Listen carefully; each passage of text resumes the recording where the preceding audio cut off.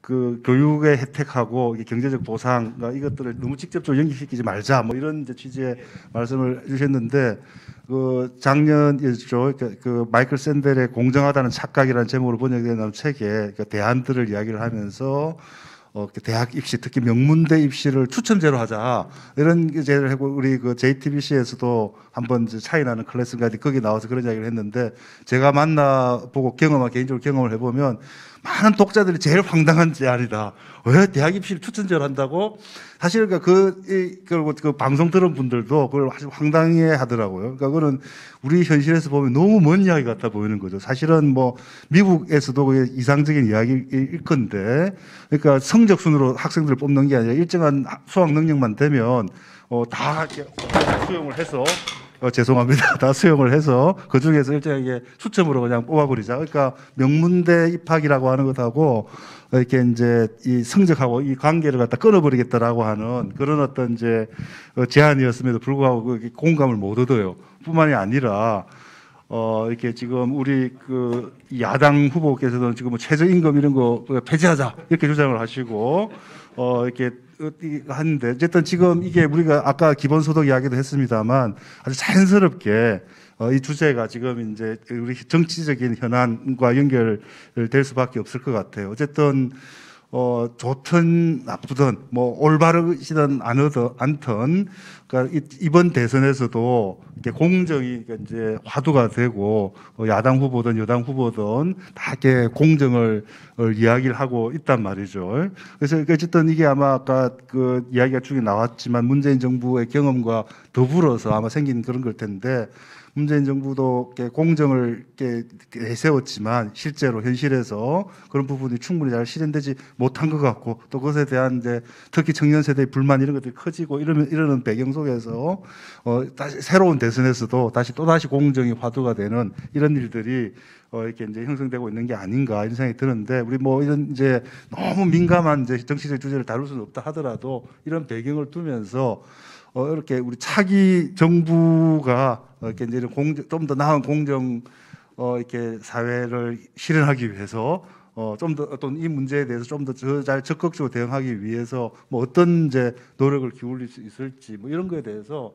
뭐 너무 민감하진 않을 수준에서 일반론적이라도 이야기를 해볼 필요가 있을 것 같습니다. 아까 우리 주 교수님께서 우리가 너무 성급하게 접근하지 말자. 5년 단임 정부가 무슨 근본적인 그런 문제를 한꺼번에 해결할 수 있겠느냐 이렇게 지적을 하셨지만 그럼에도 불구하고 그래도 우리는 우리 사회에서 대선 때만 되면 새로운 정부가 뭔가 좀 변화를 일으키는 그런 조치를 할 수 있지 않을까 이런 기대를 하는 것 같은데 뭐 그럼 이런 이야기를 참 이제 각자 돌아가면 조금씩 이야기를 해주실까요? 어느 분부터 먼저 해주시겠습니까? 주 교수님? 아니, 예. 예, 그래서 저는 뭐 지금 우리 사회에서 이렇게 불공정이 그러니까 분배가 불평등하고 양극화돼 있고 그 노동 시장이 너무 양극화돼 있다. 열악한 노동자들이 너무 많다. 이런 문제가 발생하는 좀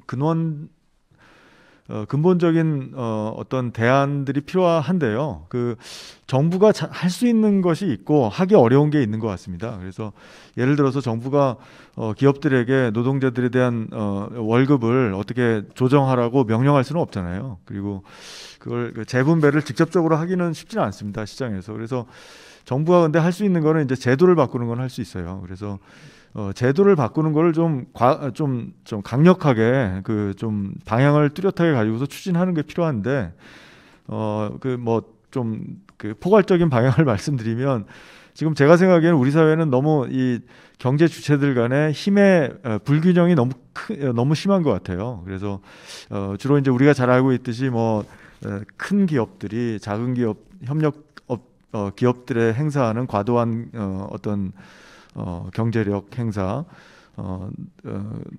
그리고 노동대 자본, 그리고 뭐 소상공인과 건물주라든지 프랜차이즈 뭐 자영업자와 이제 프랜차이즈 본사 이런 경제적 약자와 어떤 경제적 강자 사이에 힘의 균형을 만들어 주면 그러면 경제적 약자들이 자신들의 권리를 스스로 추구할 수 있는 길이 열리는 것이거든요. 그래서 그런 일은 정부가 잘할 수 있어요. 그래서 그런 역할을 정부가 지금까지 잘 못했다고 저는 생각하고요. 그런 개혁에 아주 소극적이었고 과도하게 기득권의 어떤 로비에 흔들리는 그런 모습을 너무 많이 보여왔다고 생각합니다. 예를 들어서 지난번에 며칠 전에 유치원에서 한 교사가 자기가 출산과 관련된 어떤 휴가라든지 이런 것들을 요구하니까 유치원 원장이 그걸 못하게 하고 사람을 뽑을 때부터 그런 차별을 공공연하게 했어요. 근데 그걸 녹음까지 해서 증거 자료 다 있지만 이게 법적으로 아무런 효력을 발휘할 수 없는 그런 제도적 어떤 한계가 있어요, 지금 현재. 그리고 이게 단순히 거기만 있는 게 아니고 우리 시장 곳곳에, 그리고 지금 뭐 예를 들어서 플랫폼 경제 새로 형성되고 있는 이런 새로운 시장의 형태들에서도 법의 공백이 있고요. 그래서 경제적 약자들이 자신의 권리를 행사하지 못하는 그런 힘의 불균형을 반드시 다음 정부에서 초반부터 강력하게 시행해야 된다고 생각합니다. 이걸 강력하게 실행한다고 해서 우리 경제가 휘청이지 않습니다. 그리고 그 중에 하나가 또 산업 안전과 산업재해를 예방하는 그런 법적 장치를 강력하게 마련하는 것이죠. 예, 정치학자로서 강 교수님. 예.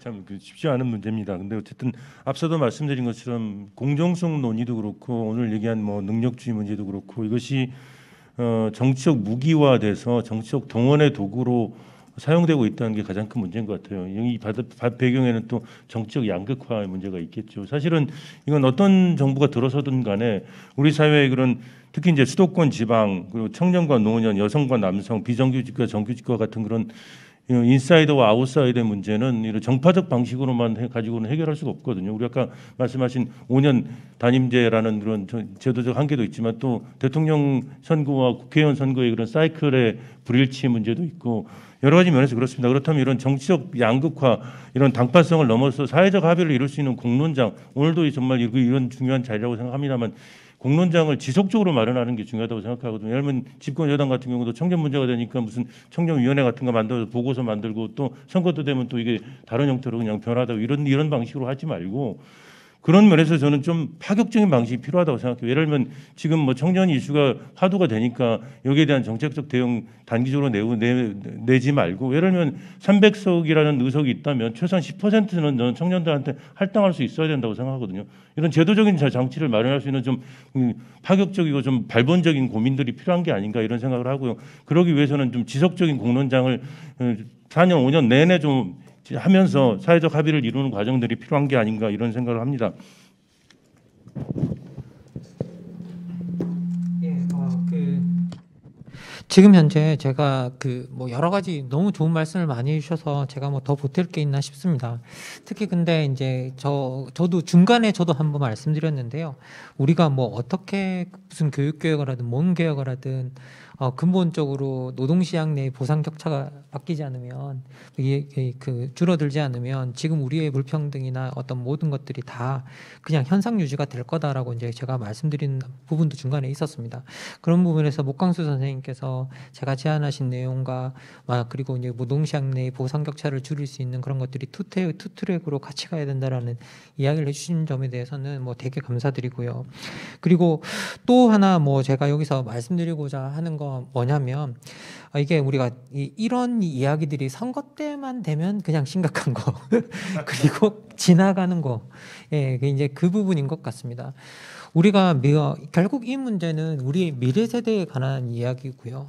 그리고 우리 미래 세대들과 그리고 어떻게 보면 또 젊은 층 우리 또 유권자들 중에서 젊은 층 같은 경우에는 아주 먼 긴 미래에 관한 것에 관한 이야기일 겁니다. 통계를 보면 영국의 뭐 랜시시라는 그 의학 잡지에 실린 걸 보면 2030 1980년대부터 태어나는 대한민국의 남녀가 전 세계에서 가장 최장수하게 됩니다. 가장 오래 살게 되는데요.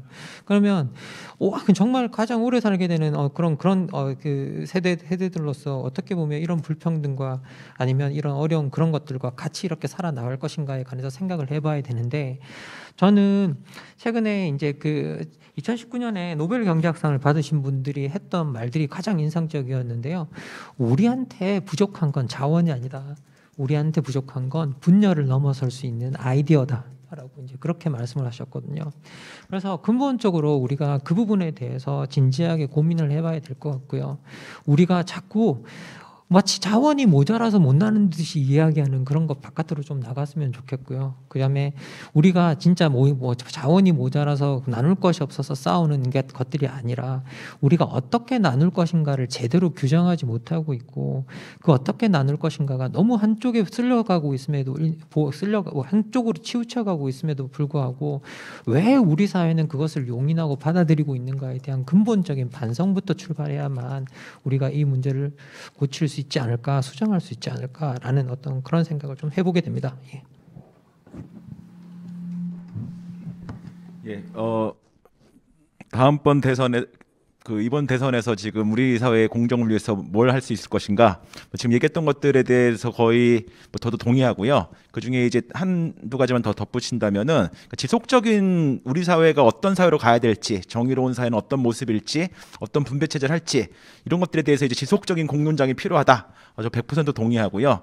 예, 선거 때만 되면 되는 게 아니라 5년 내내 이거를 좀 정부가 했으면 좋겠어요. 정말 여러 가지 다양한 주제에서. 근데 이게 왜 유익하냐에서 실제 그러한 분배체를 찾을 수 있기 때문이 아니라 그 과정을 통해서 상호 협력의 경험들이 쌓인다는 거, 그리고 사회 구성원들 사이에 존중감이 생길 수 있고 스스로에 대한 자존감이 높아질 수 있는 계기다, 그 자체가. 그래서 그 자체가 어떤 특정 하나의 결론으로 나지 않을지라도 중요한 경험이다. 이 얘기를 꼭 하나 드리고 싶고요. 또 하나는 이제 오늘 얘기가 좀 안 나오긴 했는데, 저 주거 안정성 문제도 꼭 다음 정부에서는 꼭 했으면 좋겠습니다. 주거 안정성. 그러니까 사실은 이런 공론장에 나오라고 하더라도 자기 생존 문제가 잘 해결되지 않으면 불가능한 거거든요. 사실은 민주주의가 갖는 가치들이 정말 소중함에도 불구하고. 그래서 이제 아까 이야기했던 것 중에 중요한 게 이제 비정규직의 임금 상승을 통한 노동 격차를 줄이는 방법, 이게 이제 아까 말씀드렸던 교육에도 되게 기여하기 때문에 중요하고요.